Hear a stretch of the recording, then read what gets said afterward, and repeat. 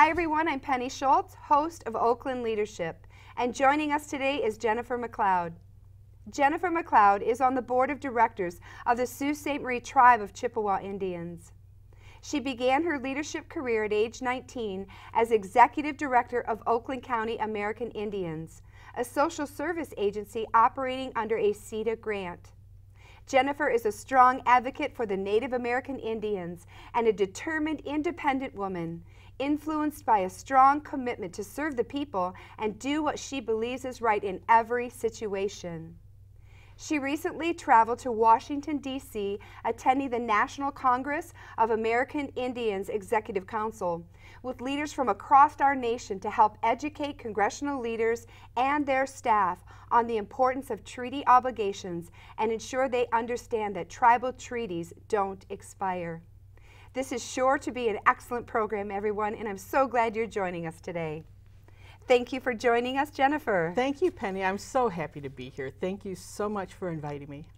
You travel quite a bit. You've been to Washington, D.C. recently. In the last few months, I've been to D.C. twice, and we'll be going back again in the very near future. So what are some of the things you were able to accomplish and do while you were in Washington? One of the biggest tasks that we have in Washington is educating. We're not lobbyists. We don't try to influence leaders in that direction, but we do try to educate them, and one of the biggest items that we work on is tribal sovereignty. Many of the new leaders especially don't understand the unique relationship between the federal government and American Indian tribes. It's a trust relationship actually mentioned in the Constitution of the United States, and it's surprising how many people don't know that. So you're there to inform and educate and meet? Absolutely, yes. Who are some of the people you were able to meet with while you were there? Oh my goodness, who did I meet with this time? I've met Congressman Dingell, Nancy Pelosi, so many of them. I've met John McCain. Yes, Senator McCain. Yes, Senator McCain. I meet them so often, Yes. It's hard to remember on this last trip, who did I meet this time? So you have served on the council of the Sault Ste. Marie Tribe of Chippewa Indians, and this is your second term, correct? Yes, I'm in my 5th year of serving the tribe in Sault Ste. Marie. And who do you represent? I represent our tribal membership from Unit 1. And Unit 1 is the largest unit. Our tribe is divided into 5 districts or units. And many of the people that I represent live in the Oakland County area. In fact, I'm from Oakland County. Yes, you are. I have a very large family here. And we are relatives. We're part of the same family, Yes, the same yes, tribe. we are. Same tribe, same families, probably the same clan. Your grandmother and my great-grandmother were sisters. Yes, and I remember your great-grandmother well. She was pretty remarkable. Yes, she What was. do you remember about Ethel Opal? Ethel, she was probably one of the strongest women I was exposed to when I was a little girl. She's responsible for helping give me my tribal name. My tribal name is Beneshekwe, Bird Woman. Beautiful. And she's responsible for that. And I remember her speaking in Ojibwe language a lot, especially when she was hollering at us kids. Yes. She'd come to the door and tell us, get away from the door, get away from the door. My mom remembers that too. Yeah, she was and I remember that there was always so many people at her house. You know, people who weren't related to us who became like relatives to us. Yes. Her house was always open to everybody. She had a big heart. Yes, I remember that, even though I was afraid of her.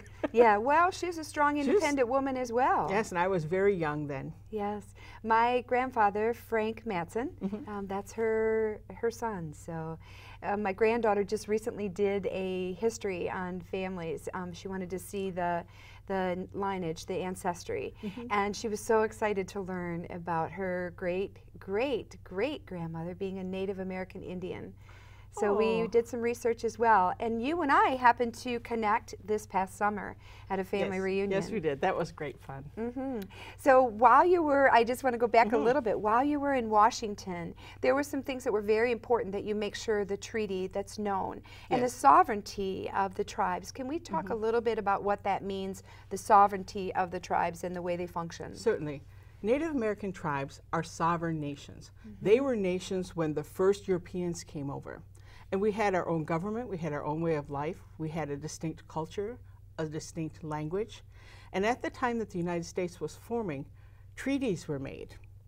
And those benefits that people perceive Native people get in terms of health care and education, those are prepaid by the land that was given in exchange for those benefits. So those things go on forever.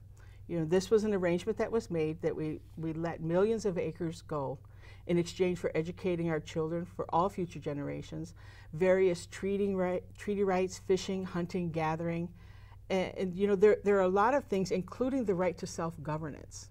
And that's one of the things that we have to explain to many people because they don't understand. They see tribes as special interest groups, and we are not. We are a sovereign nation within the nation of the United States. Yes, and that we need that reminder. People need to be aware of that, especially as we go on through history. It's important to preserve that. It really helps with their understanding of why these things exist in this country. And usually, once they explain that and they say, wow, it's by a treaty? Yes, it's a contract for these things. Then it's clearly understood and accepted. And treaties don't expire. Treaties do not expire. You're a teacher also. Yes, I am. I notice you're wearing a beautiful necklace. Can you tell us a little bit about that? Oh, my necklace. This necklace was a gift to me from one of my favorite students, Ryan. And Ryan had bought this necklace for his girlfriend for Christmas. And I was leaving the school during the middle of the school year, and he gave this to me instead. Oh. And he told me he never wanted me to forget them. So he gave me this. I wear this often, especially at very important things. It reminds me of who I'm doing this for. The people. Yes, Mm-hmm. yes. And you represent them well. You have so much passion for the Chippewa Indians. Thank you. Well, you know, we come from a long line of leadership. It was in our families. I remember being at these meetings when I was just a little girl. And, you know, we come by it naturally. We do. I believe that we do as well. And I'm seeing this in my granddaughter also. She has strong leadership ability. It's just natural for her. So I wanted to talk a little bit about protecting the Great Lakes. We all care so much about our Great Lakes and some of the special initiatives that the Chippewa tribe is taking. Can you share that? Within our tribe, we have our own biological division where we have scientists. We hire scientists to collect biological data, to track pollution and fish and invasive species and all of those things. And our Great Lakes are in danger. They are. You know, not just from the Line 5 pipeline where they're concerned about a giant oil pipeline that's under the Mackinac Bridge. We have grave concerns over the quality of the Great Lakes water.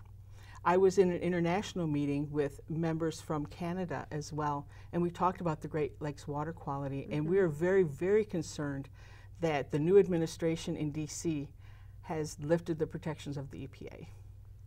And the Lake Huron, right now, there's such a layer of slime at the bottom of that lake because of invasive species. The zebra mussels first and now the quagga mussels. They're changing the water and our fish are dying. And we have to do something. We can't stop doing what we've been doing. Right. We've come a long way since the EPA was enacted and the Clean Water Act was enacted. If that goes away, we are going to suffer greatly, and when that water is threatened, we all suffer. We do. I've noticed a huge change in just the last 5 years. It's remarkable what's taking place with our Great Lakes.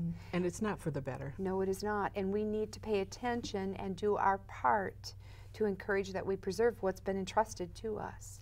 I would encourage everyone to look up who their representatives are at the state and at the national levels, and let them know your concern.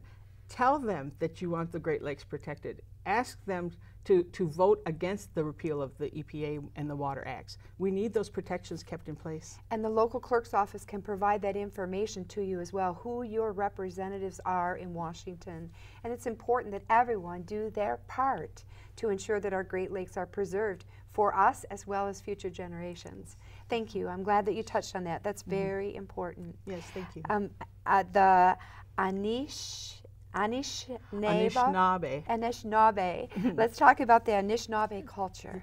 The Anishinaabe culture, the word Anishinaabe is the name that we use to refer to ourselves. We're not Ojibwe, we're not Chippewa, we're Anishinaabe. The word Ojibwe was a word that was used to describe which group of the Anishinaabe we're speaking about. That word Anishinaabe simply means the people. Oh. So we are the people. And we're from the Great Lakes area, and it is such a beautiful culture. I'm so blessed that I was born into this culture. and the respect for the earth and for all things, and recognizing and understanding that we're just a part of the creation. We're not the purpose for its creation, and that we're stewards of this earth, that we have to do that work and take care of what's around us. And right now, our culture revolves around the cycles and the seasons, and right now we're working on making maple syrup. Now, way back when, we didn't have glass jars and we didn't make syrup. We converted it all the way to sugar because we could store that. But right now, at this time of the year, the sugar-making moon, we're making maple syrup. The bears are coming out of hibernation. Beautiful. And it's just a wonderful time where families, after being all shut up the entire winter, they gather, and the days are getting warmer and longer. It's a great time. And so this maple syrup runs from the trees, and you go out and collect it? We go out and we tap the trees. Love it. We tap the trees, we gather the sap, we boil it all down. Do people from downstate come up for this? Is this something that's just taking place within the tribe? No, actually, from East Coast to as far as maple trees grow, people, not just native people, are making maple syrup. It's that time of year, but that gift came from the native people in this country. It's beautiful. And we taught the settlers how to do that. I like that. That's a really good thing, that to have those traditions to share with our kids. What are some of the other traditions that are rich in the community of the Chippewa Indians? Oh, our powwows are fabulous. They happen all over the state of Michigan. They happen in this area, they happen in Ann Arbor, and those are big social gatherings where you can come and experience the culture of all the tribes that are in this area, and sometimes from other areas as well. They'll come in and visit and do their dances, and you get a chance to taste the foods and just experience all of the culture. It's wonderful. We have a beautiful picture of you we'll show, and you're in beautiful regalia, your whole, just all your glory. Talk a little bit about some of the beautiful outfits and the things that women are looking forward to, and the men as they're preparing for the powwows. Well, the first thing we have to do is to make sure our moccasins are repaired. Yes. When you dance, you wear out your moccasins. I love it. So we do that. I want to wear out my moccasins. You've got to come up. I'll take you into the circle. I will. And we'll dance. But we spend the winter times repairing regalia, making new regalia, beadwork, applique. I have a dress made out of deerskin. Oh. I have the cloth dress is the one I think that you have the pictures of. Yes. I have a cape that's all beaded. My granddaughter, she has her regalia. There's different styles of dancing. I'm a traditional dancer. I'm old. I don't do the fancy twirls and those kinds of things. I probably won't either. But we have fancy shawl dancers, and we have jingle dress dancers with the girls. And then we have the men who are fancy dancers, who are traditional dancers. And it's exquisite. It's just such an exciting place to be for everyone. Celebration. Whether you participate or are a spectator, a guest, you don't feel like a guest for long because they're very welcoming. I'll have to bring my parents with me too. I would love that. I know they want to see you again. They so enjoyed meeting up with you this summer. That would be great. It was a huge, huge family reunion. I was amazed. Like you said, our family is so big and everyone's welcome. And that was only a part of our family. I know. I can't remember how many. I think I've got like 60 first cousins. Wow. It's a lot. Do many of them live on the, would you call it the reservation where they all live? Or what do you call it? What's up in our territory and on our reservation. I'm virtually the only relative living up there. Incredible. Because when my grandmother, your great-grandmother were children, they moved south to Pontiac. And but that's why we've got such large populations of native people here. Along with the industry, the automotive industry, people came looking for jobs. Yes, they did. And they settled here and had big communities here. And raised their families. In fact, if you look through the Oakland Press, you'll see pictures of the big powwows they had at Murphy Park in Pontiac. My Uncle Pat, my grandfather's brother, was the chief of the Chippewa tribe. Yes. Yeah, we have beautiful pictures of him. Yeah, it was great. It was very nice. I am so glad that you're bringing some of this back, some of this historical perspective that we may have lost. We're in danger of losing it if we don't do that. Yep, we need to talk about it and share the stories like our ancestors did. And that's why I thought it was important to come down here so that we can reconnect the people from here to back home and to educate everyone who can see this about tribes and all the things that are happening around them. It's pretty exciting. It is. So if someone wanted to get a hold of the Chippewa tribe, or they wanted to do some research, who would they contact? Well, they could start by contacting me. My phone number is area code 906-440-9151. or they could call the Sault Ste. Marie Tribe, and their number is 906-635-6050. Perfect. And then ask for whatever department you're interested in and ask to speak to someone there. And we'll run the website as well so that people can connect. Yes. I found so much information on the website. It was interesting, and I know this is just maybe just a little perk, but people who are members of the tribe, there are some benefits, and I'm very thankful. Education is huge, and we want people to be educated. I think that's one of the most important things in all cultures. Yes. But it's so important that people take opportunity to go to higher institutions of learning. And you being a teacher, you understand the importance of that. I do, and we're trying to expand the opportunities for education beyond just the regular college academia. We want to expand into vocational training and certificate trainings for those students who aren't interested in pursuing a physics degree. Right. You know, there's no work that has any dishonor connected to it. That's right. You know, everyone needs someone who can repair vehicles and can build houses, and we need to provide those educational opportunities. I was in a meeting today and they were talking about the skilled trades, how they're really looking for people who will serve in those ways. So you're right, there is no dishonor in working hard. No, no. I like that. I looked up something on the website too that was interesting, the judicial system and the law system. Can we talk a little bit about that? Yes, as a sovereign nation, we have our own government, we have our own laws, we have our own courts, we have our own law enforcement, we have tribal police officers. And you know, the way to look at it is we have all of the same authorities that the state of Michigan would have, and our enforcements and our courts. They're run very similarly, and you should come up. I'll take you into the course sometime, and you can see. I want to go. Yes. Most definitely found it so fascinating just to learn what I have in these last couple of months, and then hearing the stories from my grandfather too. So I'm definitely going to the powwow. So is there anything that we haven't covered that you want to talk about, Jennifer? Let's see. I know we talked a little bit about the national infrastructure, the housing. Can we touch on that a little bit, though? People may not understand that. On the housing. With the housing, that was one of the things that was guaranteed in the treaties. Okay. So we have different programs that help us to build houses on trust land. Trust land is land that the tribes own, but the actual title of it is held by the federal government for the benefit of tribal people. So on those trust lands, we build houses and our people live there on tribal land. And when they do that, then they're subject to our tribal laws. Yep, that's good. And then you also talked the tribal broadband. See, we wouldn't think about that. We have so much access wherever we're at to be able to get connected, but that creates its own challenges for our Native American Indians. Can we talk a little bit about that? Many Native reservations and areas are located in very remote places. I come from the Upper Peninsula. I live on Sugar Island, and I'm just lucky that there's an AT&T tower close enough that I can access satellite internet.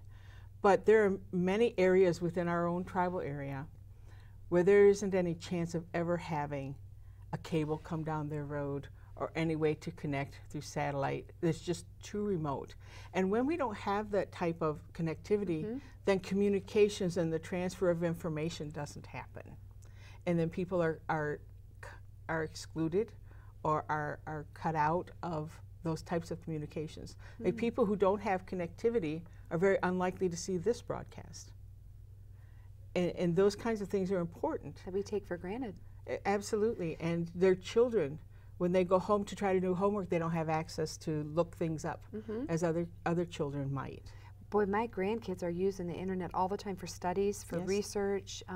They even provide the computers or the iPads, whatever it might be, that whatever device for them to do their research on. So and for many of our children, it wouldn't matter if they had that computer, they couldn't use it. How are we able to help with that? What are we looking for in that way? Well, we're hoping that with this new administration, because their infrastructure is very important to them, in addition to housing and roads, they're looking at broadband access for many, many people.